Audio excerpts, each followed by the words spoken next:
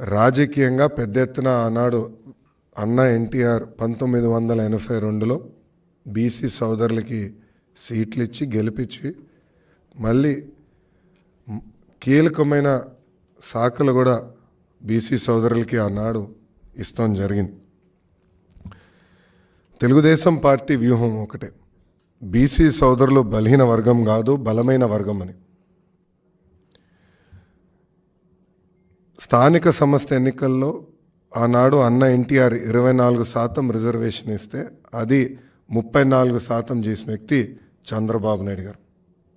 చంద్రబాబు నాయుడు గారు ముఖ్యమంత్రి ఉన్నప్పుడు బీసీ సప్లాన్ ద్వారా 36,000 కోట్ల రూపాయలు బీసీ సోదరుల సంక్షేమ అభివృద్ధి కోసం ఆనాడు మేము ఖర్చు పెట్టాం. ఇంకో పక్కన కార్పొరేషన్ ద్వారా కూడా 3,000 కోట్ల రూపాయలు ఖర్చు పెట్టి 4,20,000 మందికి ఆనాడు రుణాలు అందించాం. ఆదరణ పథకం కింద 1,000 కోట్ల రూపాయలు మేము ఖర్చు పెట్టాం. బెస్ట్ అవైలబుల్ స్కూల్, విదేశీ విద్య, పీజీ ఫీ రీంబర్స్మెంట్, పెళ్లి కానుక, ఇలా అనేక సంక్షేమ కార్యక్రమాలు 2014 నుంచి 2019 మధ్యన తెలుగుదేశం పార్టీ బీసీ సోదరులకి ఖర్చు పెట్టింది. ఇంకా చేనేత సోదరులకి, కల్లు గీత కార్మికులకి, మత్స్యకారులకి 50 సంవత్సరాలకే పెన్షన్ కూడా ఇచ్చిన ప్రభుత్వం తెలుగుదేశం ప్రభుత్వం. ప్రత్యేకంగా ఆనాడు శాసనసభలో తీర్మానం చేసి కేంద్రంలో కూడా బీసీ సంక్షేమం కోసం ప్రత్యేక మినిస్ట్రీ ఏర్పాటు చేయాలని ఒత్తిడి కూడా తీసుకొచ్చింది తెలుగుదేశం పార్టీ. సో మీరు రాజకీయంగా, ఆర్థికంగా పెద్ద ఎత్తున ఆనాడు బీసీ సోదరుల్ని పైకి తీసుకొచ్చాం.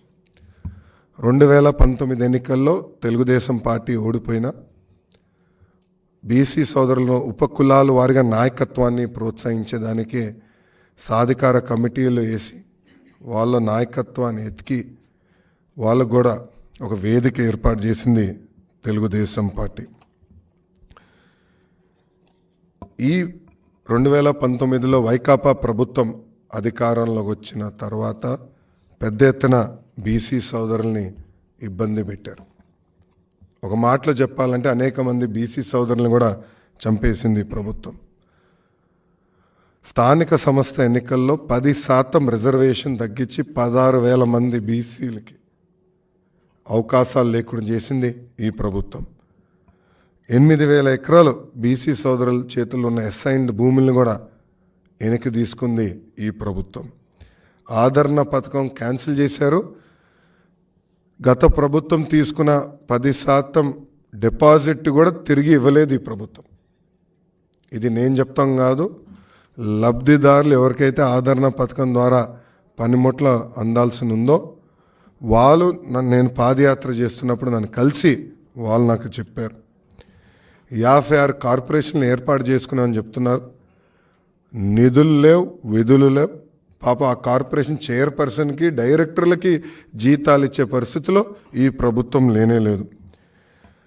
ఇంకా జియో 217 తీసుకొచ్చి మా మత్స్యకారుల వెన్నుముక్క కూడా విరగొట్టింది ఈ ప్రభుత్వం.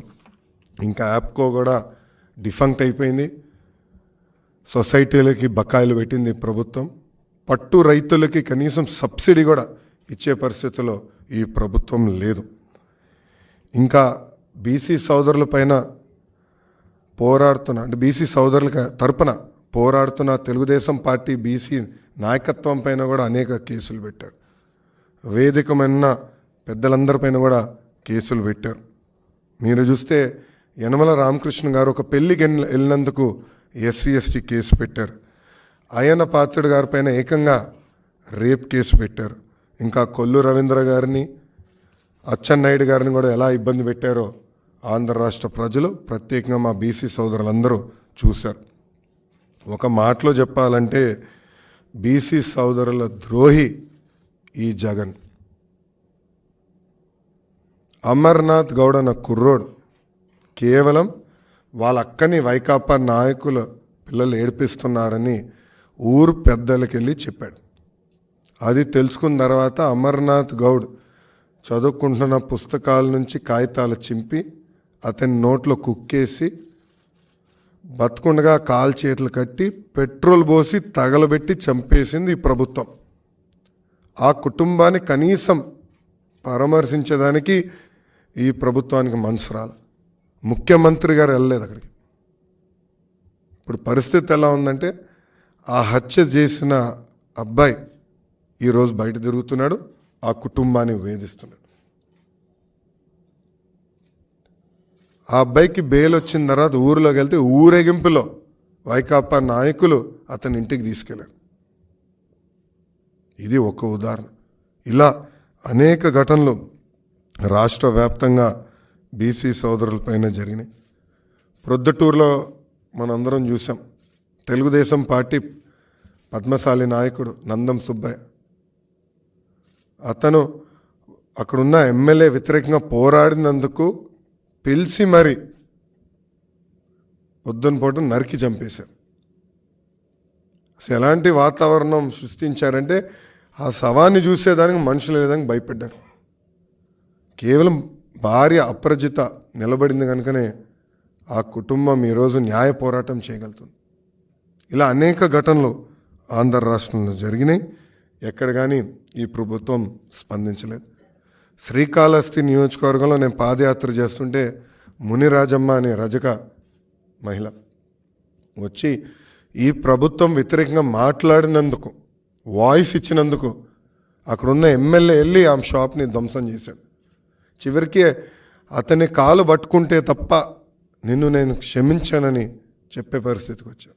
అంటే ఎంత అహంకారంగా, ఏకపక్షంగా ఈ ప్రభుత్వం ప్రవర్తిస్తుందో ఎన్ని ఉదాహరణలు. కళ్ళు గీత కార్మికుల్ని గాలికి వదిలేశారు. గొర్రెలు మేకలు పెంపే మా బీసీ సోదరులకి ఎలాంటి సబ్సిడీలు రావట్లేదు. ఇంకా స్వర్ణకారులు కూడా పడుతున్న ఇబ్బందులు నేను స్వయంగా పాదయాత్రలో తెలుసుకుంటాం జరిగింది. అందుకే తెలుగుదేశం పార్టీ జైహో బీసీ పేరిట ఒక ప్రోగ్రాం పెట్టుకున్నామని నిర్ణయించుకున్నాం. అది ప్రధానంగా జనవరి 4వ తారీఖు నాడు లాంచ్ చేస్తాం. మా జాతీయ అధ్యక్షుల వారు శ్రీ నారా చంద్రబాబు నాయుడు గారి నాయకత్వంలో ఇక్కడ ఒక వర్క్షాప్ ఏర్పాటు చేసుకుని, ఇక్కడ నుంచి ఫస్ట్ ఫేజ్ అన్ని పార్లమెంట్లు, నియోజకవర్గాలు, మండలాల వరకు వెళ్ళి మా బీసీ సోదరులకు చైతన్యం తీసుకొచ్చి, అదేవిధంగా ఈ ప్రభుత్వం వల్ల వాళ్ళు ఎదుర్కొంటున్న కష్టాలు ఏంటని తెలుసుకుని అది మళ్ళీ పార్టీకి తెలియజేసే విధానం ఏర్పాటు చేసుకుంటాం. ఈ ప్రోగ్రాం అయిన తర్వాత స్టేట్ లెవెల్, అంటే బాబు గారు లాంచ్ చేసిన తర్వాత ఫీల్డ్కి వెళ్తారు.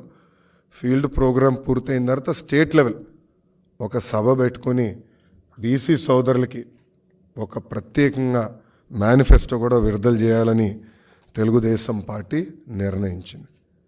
సో ఇది ఈ జైహో బీసీ ఎందుకు ఏర్పడింది, దీని వెనకాల ఆలోచన అంతా కూడా పాదయాత్రలో బీసీ సోదరులు ఎదుర్కొన్న ఇబ్బందులు నేరుగా నేను తెలుసుకున్నాను. నేను కలిసిన వాళ్ళే కాదు, నేను తిరగని మండలాల్లో కూడా బీసీ సోదరుల్లో కలవాలి పార్టీ, వాళ్ళ దగ్గర నుంచి వాళ్ళ సమస్యలు తెలుసుకోవాలి. అది మళ్ళీ బీసీ మేనిఫెస్టో రూపంలో అనౌన్స్ చేయాలనేది పార్టీ నిర్ణయం తీసుకుంది. సో ఇప్పుడు మీడియా మిత్రులకి ఏమైనా ప్రశ్న ఉంటే దానికి సమాధానం చెప్పడానికి సిద్ధంగా ఉన్నాం.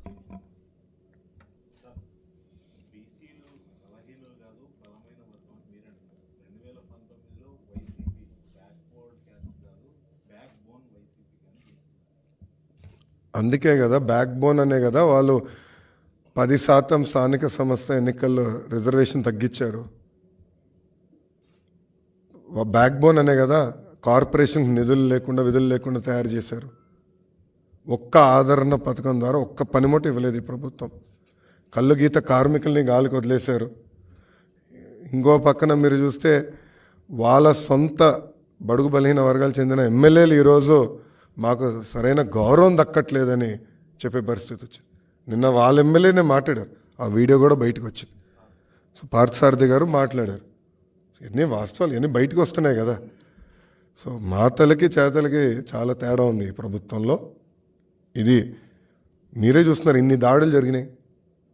ఇప్పుడు 26,000 మంది బీసీల పైన దొంగ కేసులు పెట్టి ఇబ్బంది పెట్టింది ఈ ప్రభుత్వం. అంటే ఎంత అన్యాయం చూడండి.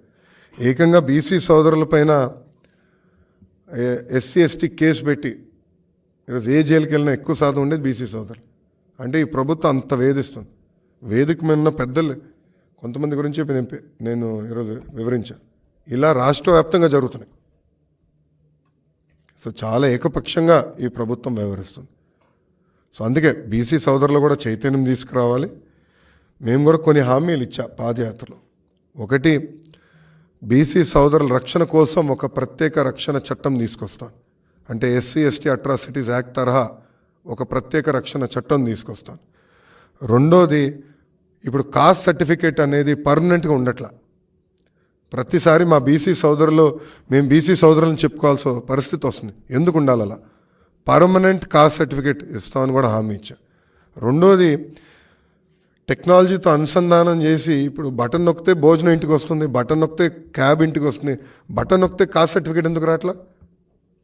ఇప్పుడు Aadhaar number permanent, caste certificate ఎందుకు పర్మనెంట్ ఉండట్లా? సో పర్మనెంట్ కాస్ట్ సర్టిఫికేట్ ఇస్తాం. అదేవిధంగా యాప్ ద్వారా ఆ సర్టిఫికేట్ వాళ్ళకి అందుబాటులో తీసుకొస్తాం.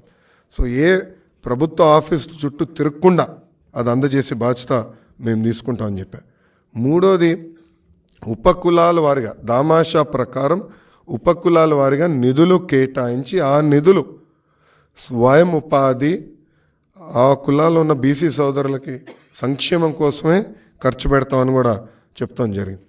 ఇంకా నియోజకవర్గ స్థాయిలో కూడా అక్కడున్న బీసీ సోదరుల దామాషా ప్రకారం కమ్యూనిటీ భవనాలు కూడా ఏర్పాటు చేస్తామని మేము చెప్తాం జరిగింది. ఇంకా విదేశీ విద్య ఆపేసిన బెస్ట్ అవైలబుల్ స్కూల్స్ లాంటి ఈ అద్భుతమైన సంక్షేమ కార్యక్రమాలు మళ్ళీ మేము ప్రారంభిస్తామని చెప్పాం. లాస్ట్ పాయింట్ కూడా, స్థానిక సంస్థల్లో తగ్గించిన 10% రిజర్వేషన్ మళ్ళీ తెలుగుదేశం పార్టీ అధికారంలోకి వచ్చిన తర్వాత బీసీ సోదరులు కల్పిస్తామని కూడా హామీ ఇచ్చాం. సో ఇది పాదయాత్రలో తిరిగినప్పుడు నాకు వచ్చిన ఫీడ్బ్యాక్ ప్రకారం పెద్దలతో చర్చించి ఇది మేము ప్రత్యేకంగా హామీ ఇచ్చేసాం. దీనిపైన ఇంకేం చేస్తే బాగుంటుంది, ఎలా చేస్తే బాగుంటుంది అనేది మేము చర్చించి ముందలు తీసుకెళ్తాం. అనా ఈ ప్రోగ్రాం 2 నెలల పాటు జరుగుతుంది.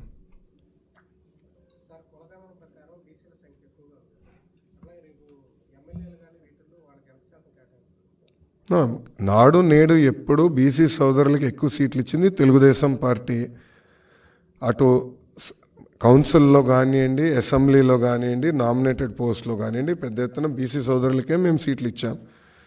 రేపు పార్లమెంట్లో కూడా అంటే ఎంపీ లోక్సభ కానివ్వండి, అటు రాజ్యసభ కూడా ఎక్కువ శాతం బీసీలను పంపించాలని ఇప్పటికీ బాబు గారు నిర్ణయించుకున్నారు. మేము క్యాండిడేట్స్ ప్రకటించినప్పుడు అది మీకు తెలుస్తుంది.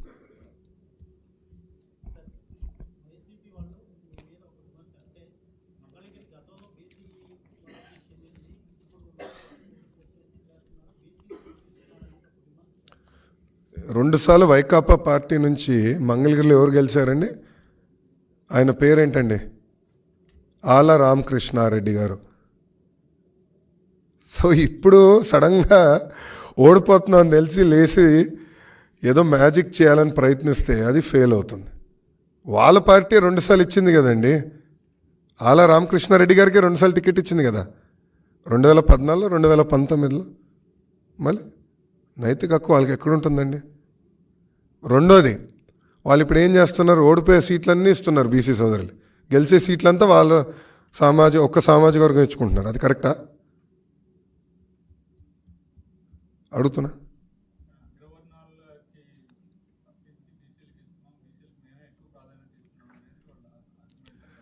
సో ఇప్పుడు గుంటూరు వెస్ట్ ఇచ్చారు, వేవ్లో కూడా గెలవలేదు వాళ్ళు. నంబర్ 1. మంగళగిరి 2 సార్లు గెలిచారు, ఈసారి గ్యారంటీగా వైకాపా పార్టీ ఓడిపోతాం ఖాయం. అది తెలిసే ముందలు తప్పించారు. దానికన్నా ఏం చేశారు చెప్పండి? కడప ఎంపీ ఇవ్వమనండి, బీసీలకి కడప ఎంపీ ఇవ్వమనండి. ఎవరు ఇవ్వద్దంటున్నారు?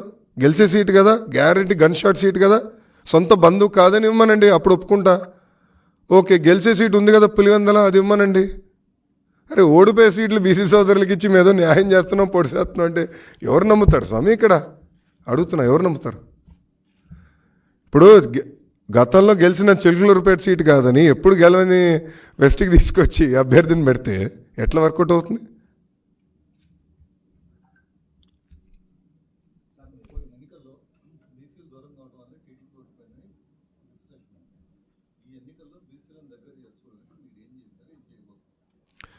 మీరు చూస్తే ప్రధానంగా బీసీ సోదరులకి ఇప్పటికీ పాదయాత్ర ద్వారా వాళ్ళు ఎదుర్కొంటున్న సమస్యలు తెలుసుకుని నేను కొన్ని హామీలు ఇస్తాం జరిగింది. ఆ హామీలకు ఇప్పటికి కట్టుబడి ఉన్నాం. ఒక ఉదాహరణ, బీసీ సోదరులకి మత్స్యకారుల సోదరులకి 217 జియో తెలుగుదేశం పార్టీ అధికారంలోకి వచ్చిన మొదటి 100 రోజుల్లో మేము రద్దు చేస్తానని కూడా చెప్పాం. సో చాలా స్పష్టంగా ఉపకులాల వారిగా వాళ్ళు ఎదుర్కొంటున్న సమస్యలు ఏంటి, రేపు మన ప్రభుత్వం ఏర్పడిన తర్వాత ఎలా అమలు చేస్తామని కూడా చాలా స్పష్టంగా చెప్తాం జరుగుతుంది. ఇంకో పక్కన 54 ఉపకులాల వారికి 54 కమిటీలు, సాధికార కమిటీలు మేము గతంలోనే వేసాం. ఉపకులాల వారిగా నాయకత్వాన్ని మేము ప్రోత్సహించాం. వాళ్ళు కూడా ఆయా ఉపకులాల వారిగా మీటింగ్లు పెట్టుకున్నారు, వాళ్ళు కొన్ని వివరాలు సేకరించారు. అవి కూడా రేపు మేనిఫెస్టో ప్రకటించినప్పుడు దాంట్లో మేము పెడతాం.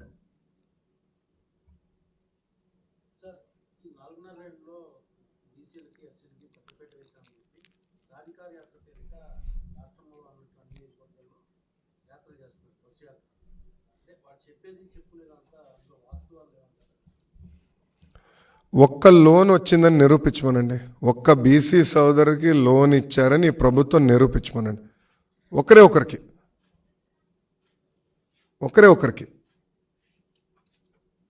లోన్ ఎక్కడ ఇవ్వరు, పనిముట్లు ఇవ్వరు. తరతరాలుగా మత్స్యకారుల చేతుల్లో ఉన్న ట్యాంకులు తీసుకెళ్ళి పెత్తందారుల చేతులకు ఇస్తారు. ఇంకా బీసీ సోదరులకు న్యాయం చేసిన ఎట్లా పేర్కొంటుంది ప్రభుత్వం? ఇంకో పక్కనే దళితుల గురించి మనం మాడుతున్నాం. ఎప్పుడు లేని విధంగా దళితులపైన ఇన్ని దాడులు జరుగుతుంటే కనీసం ఒక్కసారి నోరిప్పాడా ఈ ముఖ్యమంత్రి? డాక్టర్ సుధాకర్ ఏమైంది? అనిత రాణి గారు ఏమయ్యారు? ఓం ప్రతాప్, కిషోర్, మహేంద్ర, ఇట్లా అనేక మంది దళితులపైన ప్రభుత్వం దాడి చేస్తే ఏమైంది ప్రభుత్వం? అరే, దళిత హోంమంత్రి గారు ఆమె సొంత నియోజకవర్గంలో దళితుల్ని కాపాడలేకపోతుంది. ఆమె సొంత నియోజకవర్గంలో దళితులపైన దాడి జరుగుతుంటే ఆమె కాపాడలేకపోతుంది. ఇంకా బీసీలకు న్యాయం చేసిన ఎట్లా ఒప్పుకుంటామండి? దళితులకు న్యాయం చేసిన ఎట్లా ఒప్పుకుంటాం? సో బస్సు వేసుకుని తిరిగినంత మాత్రాన తప్పు ఒప్పదు కదా.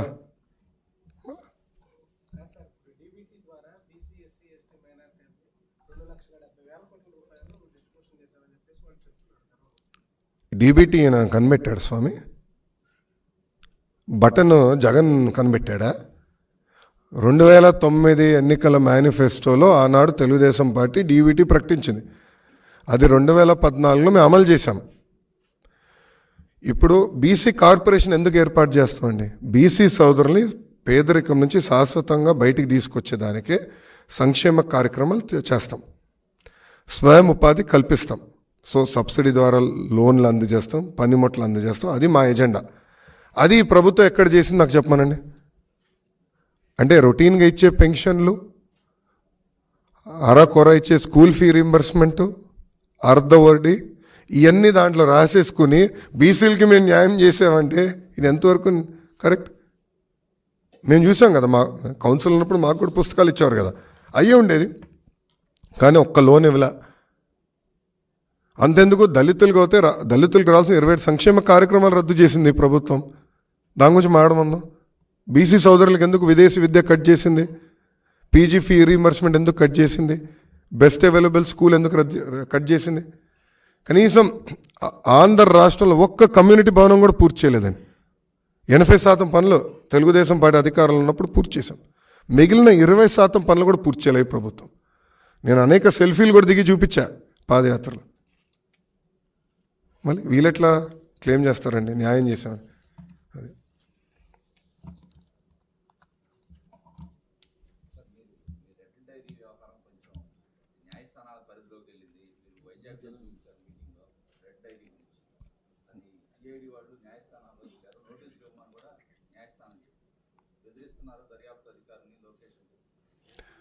నేనేం చెప్పాను? ఏ అధికారులైతే చట్టాన్ని ఉల్లంఘించి మా కార్యకర్తల్ని, నాయకుల్ని ఇబ్బంది పెట్టారో వాళ్ళ పేరు నేను రాసుకున్నాను. నంబర్ 1, వాళ్ళపైన రేపు జ్యుడిషియల్ ఎంక్వైరీ చేస్తాం, వాళ్ళని సర్వీస్ నుంచి డిస్మిస్ చేస్తాం. న్యాయబద్ధమైన చర్యలు తీసుకుంటాం. ఇది మేము చెప్పా. ఓకే, సో ఎక్కడ నేను చట్టాన్ని ఉల్లంఘించా, రాజ్యాంగాన్ని ఉల్లంఘించా? నేను సూటిగా అడుగుతున్నా. అంటే తప్పు చేసిన వాళ్ళు తప్పు చేయలేదని నేను ఒప్పుకోవాలండి. ఓకే, రేపు ఒక పని చేద్దాం, సిఐడి వాళ్ళని స్క్రిప్ట్ పంపించమనండి, నేను చదువుతా. ఎందుకు ఈ గోల? తమ మేధావులు ఉన్నారు కదా, రఘురామరెడ్డి వీళ్ళందరూ కొంతమంది ఉన్నారు కదా, సీతారామాంజనేయులు, సజ్జల, వాళ్ళే కూర్చొని స్క్రిప్ట్ రాసి పంపించమనండి, నో ప్రాబ్లం. నేను అదే చదువుతా. ఎందుకు ఈ గోలంతా? అంటే మాట్లాడే స్వేచ్ఛ లేదా మాకు? ఒక పక్కనేమో నన్ను పిలిచారు 2 రోజులు ఇన్వెస్టిగేషన్, చివరికి ఏం లేదని వాళ్ళకి అర్థమైంది. నేను వాస్తవాలు చెప్పాను, దాంట్లో తప్పేంటి? ఏ అధికారులు అయితే చట్టాన్ని ఉల్లంఘించారో వాళ్ళు మేము వదిలిపెట్టామని చెప్పాను. దానికి ఇప్పుడు కూడా నేను కట్టుబడి ఉన్నాను. అంటే అధికారులు ఒప్పుకుంటున్నారా చట్టాన్ని ఉల్లంఘించారని? ఇదే రఘురామరెడ్డి, సీతారామాంజనేయులు ఒప్పుకుంటున్నారా మేము చట్టాన్ని ఉల్లంఘించాం, అందుకే నాన్ బెయిలబుల్ వారెంట్, ఇంతంతగా నాన్ బెయిలబుల్ వారెంట్ ఇవ్వాలంట?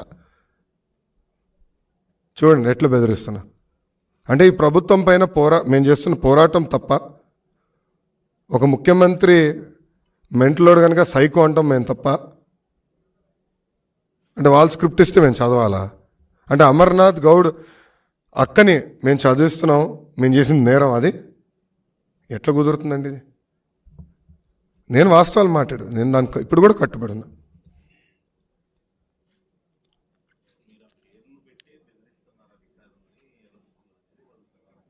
ఎర్ర బుక్లో ఎవరి పేర్లున్నాయని వాళ్ళకి తెలుసండి.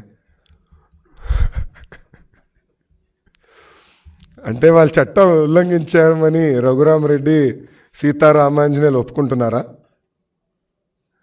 Straight question to them.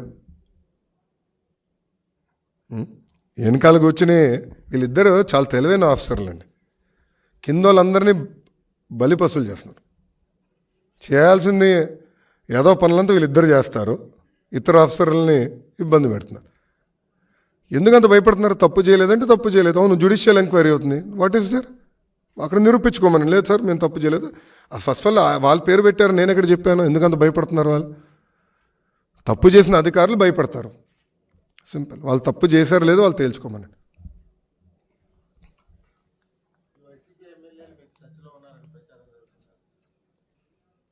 మీరే ప్రచారం చేస్తున్నారండి, మీరే ప్రచారం చేస్తున్నారు. నేను ఎక్కడ ప్రచారం చేయలేదు, నేను ఎక్కడ చెప్పలేదు, నేను ఎవరిని కలవలేదు. నేను ఎవరిని కలవలేదు, నేను ఎవరితో మాట్లాడలేదు. నా దృష్టికి అయితే రాలేదు. I'm not aware of it.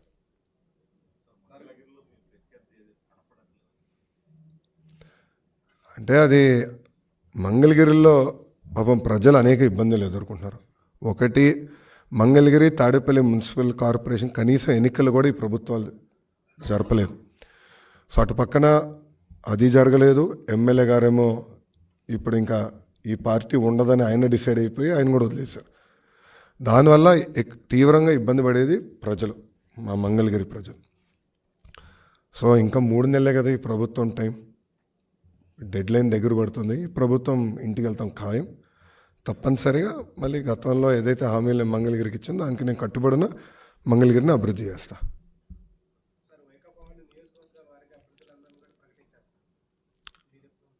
అభ్యర్థులని ఎవరు చెప్పారు? ఇన్ఛార్జ్ అన్నారు స్వామి. ఇన్ఛార్జీలు అభ్యర్థులు అంటే మాకు 170 మంది ఇన్ఛార్జీలు ఆల్రెడీ ఉన్నారు. సో ఇన్ఛార్జీలు మీరు అభ్యర్థులు అంటే ఎట్లా?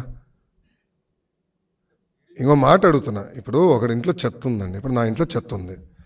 ఆ చెత్త తీసుకుని వేరే ఇంటి, మా పక్కన ఇంటి ముందు వేస్తే అది బంగారం అవుదు కదా స్వామి.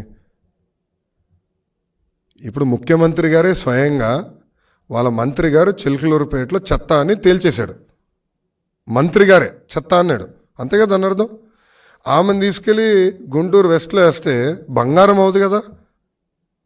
అంటే అక్కడ చేసిన తప్పులు ఇక్కడికి వస్తే ప్రజలు గుర్తుండదా? ప్రజలు గమనించారా? అంత అద్భుతమైన అభివృద్ధి, అంత అద్భుతమైన క్యాండిడేట్ అయితే అక్కడనే పెట్టాలి కదా, చిలకలూరులో పెట్టి గెలిపించుకోవాలి కదా. అంత బాగా చేస్తుంటే, ప్రభుత్వానికి అంత వే ఉంటే వై నాట్ 175 అంటే అక్కడనే పెట్టుకోవాలి కదండి. అక్కడిని తీసుకొచ్చి ఇక్కడ వేస్తే అది ఎట్ట కుదురుతుంది? సో ఒకరి చెత్త ఇంకొకరి ఇంటి ముందు వేస్తే బంగారం కానే కాదు, చెత్త చెత్తే. అది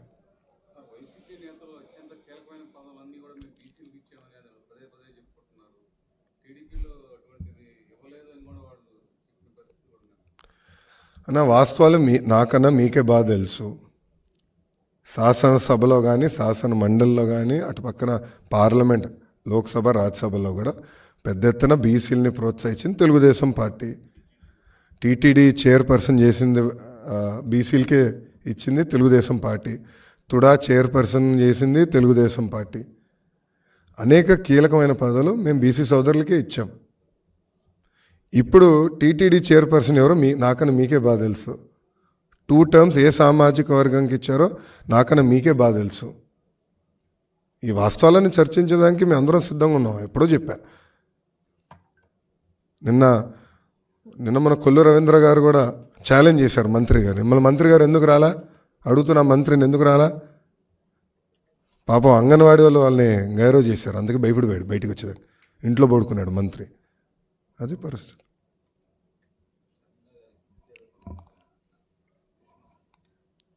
అంటాం కాదండి, అది పంపించారు, ట్వీట్ కూడా చేశా. అది నన్ను ఎందుకు అడుగుతున్నారు ఏంటి? వచ్చిందని నేను చెప్పా అంతే.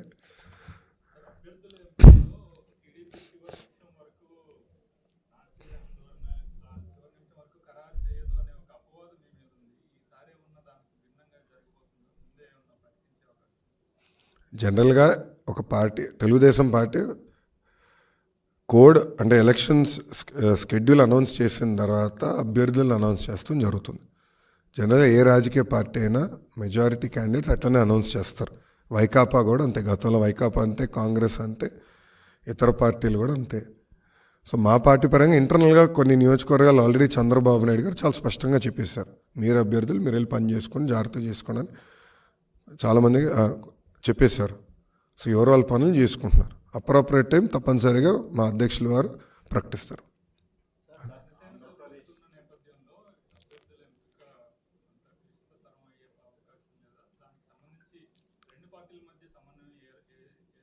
అద్భుతంగా ఉంది కదా, మీరే కంగారు పడుతున్నట్టున్నారు.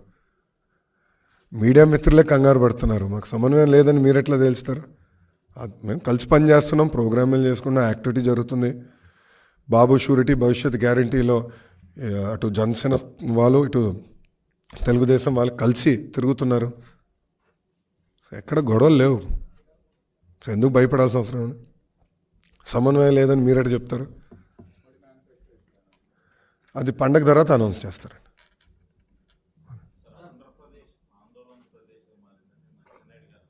అవును, అంటే ఈరోజు వాలంటీర్స్ కూడా ఆందోళన చేస్తామని చెప్పే పరిస్థితికి వచ్చారు కదా. మీకు anganwadi workers, municipal workers, ASHA workers, Sarvashiksha Abhiyan teachers, KBGV టీచర్లు, విద్యుత్ కార్మికులు, ఆరోగ్యశ్రీ హాస్పిటల్స్ అందరూ రోడెక్కే పరిస్థితికి వచ్చింది కదా ఈ ప్రభుత్వం. అని దివాలా తీసేసింది ప్రభుత్వం. అయిపోయింది, డబ్బులు లేవు. నేను చాలా స్పష్టంగా అంగన్వాడీ వర్కర్స్ ఏం కలిసినప్పుడు చెప్పా, మీరు న్యాయబద్ధమైన డిమాండ్లన్నీ తప్పనిసరిగా మన ప్రభుత్వ అధికారంలోకి వచ్చిన తర్వాత మేము అమలు చేస్తామని చెప్పాం. మీరు చూస్తే వాళ్ళు నన్ను అడిగారు మేనిఫెస్టోలో పెడితే బాగుంటుందని. వాళ్ళకి ఒకటే చెప్పా, మేనిఫెస్టో మేము చాలా స్పష్టంగా సూపర్ 6 అనుకున్నాం. ఒక 2-3 జనసేన వాళ్ళు ఇచ్చింది మేము దాంట్లో పొందుపరుస్తాం. అంతవరకే తప్ప అదనంగా చేయట్లేదు ఈసారి. కానీ గతంలో అంగన్వాడీ టీచర్లు జీతం పెంచుతామని తెలుగుదేశం పార్టీ మేనిఫెస్టోలో పెట్టలేదు. అయినా కూడా వాళ్ళ జీతం పెంచాం. సో 2014 నుంచి 2019 వరకు నేను ఎవరు గురించి అయితే నేను మాట్లాడాను, వాళ్ళందరూ జీతాలు పెంచింది తెలుగుదేశం ప్రభుత్వం. అదేవిధంగా రేపు అధికారంలోకి వచ్చిన తర్వాత తప్పనిసరిగా వాళ్ళని ఆదుకుంటామని నేనే స్వయంగా వాళ్ళని కలిసి హామీ ఇస్తాం జరిగింది.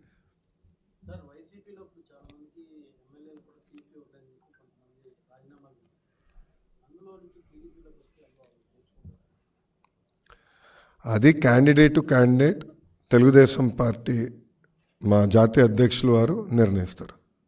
అది క్యాండిడేట్ టు క్యాండిడేట్ ఉంటుంది.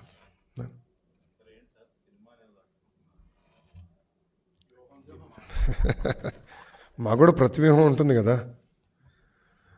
అంటే ఇదొక కొత్త ఫ్యాషన్గా మొదలైందండి. కరెక్ట్గా ఎన్నికల ముందల ప్రతిపక్ష పార్టీలపైన బురద చల్లుతాం, ఉంది లేనట్టు చూపిస్తాం, సినిమాలు వేస్తాం.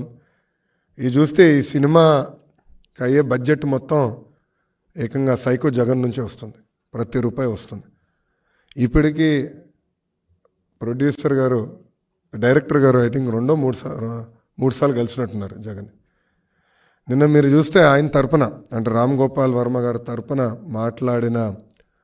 పోరాడిన, న్యాయ పోరాటం చేస్తున్న లాయర్ నిరంజన్ రెడ్డి గారు. ఆయన ఎవరండి? వైకాపా రాజ్యసభ సభ్యుడు. సో తెలంగాణ హైకోర్టులో, లోకల్ కోర్టులో నిరంజన్ రెడ్డి వెళ్ళి ఆయన రామ్ గోపాల్ వర్మ తరపున పోరాడుతున్నాడు, న్యాయ పోరాటం చేస్తున్నాడు అంటే దాని అర్థం ఏంటి? దీని వెనకాల ఎవరున్నట్టు? ప్రభుత్వం. ఎస్, మాకున్న రైట్స్, రాజ్యాంగం మాకు రైట్స్ ఇచ్చింది, అది మేము కాపాడాలని కోర్టుని ఆశ్రయించాం.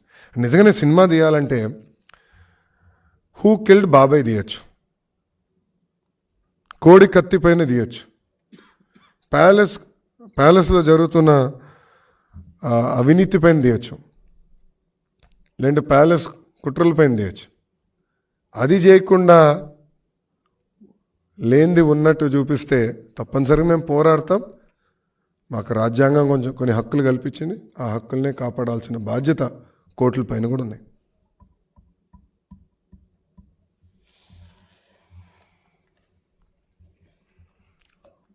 ఏం క్వశ్చన్స్ లేవా?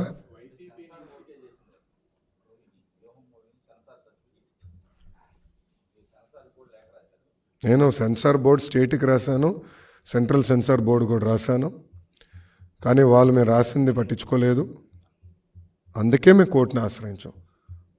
జనవరి 11th వరకు మళ్ళీ స్టే చేశారు, 11th మళ్ళీ వింటానని కోర్టు చెప్పింది. ఈ లోపల వీళ్ళు ఏం చేస్తారో చేయండి, we are ready for it, will face it.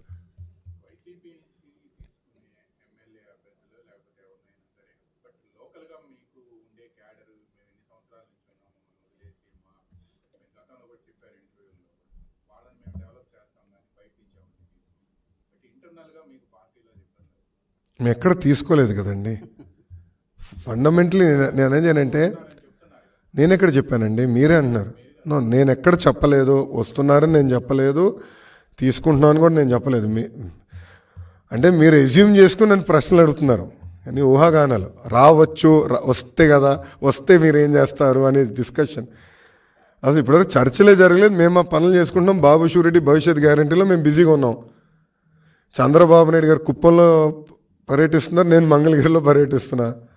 వేదిక మీద ఉన్న పెద్దలందరూ ఎవరు వాళ్ళ నియోజకవర్గాల్లో తిరుగుతున్నాం.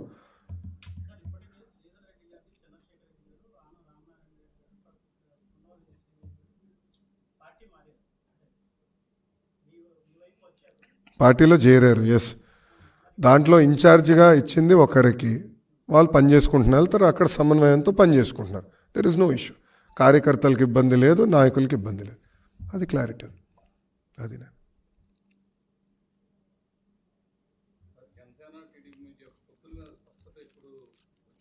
స్పష్టత ఉంది. సీట్లే అది పండగ తర్వాత మారుతారని ప్రకటిస్తారని ఇద్దరు చెప్పారు కదా. పవన్ కళ్యాణ్ గారు, చంద్రబాబు నాయుడు గారు చాలా స్పష్టంగా పండగ తర్వాత చెప్తున్నారు. క్లారిటీ మాకు ఇంటర్నల్గా అయితే ఫుల్ క్లారిటీ ఉంది.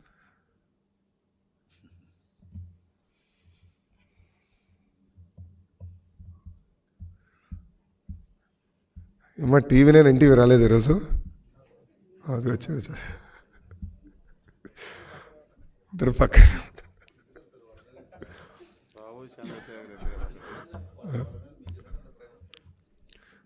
ఏంటి సార్ అంటే వాళ్ళు కూడా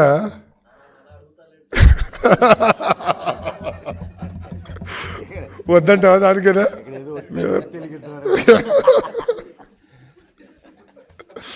చాలా ఆఫ్ రికార్డ్ మాడదాంలేండి, మనల్ని ఎక్కువ ఫీల్ అవుతున్నాడు.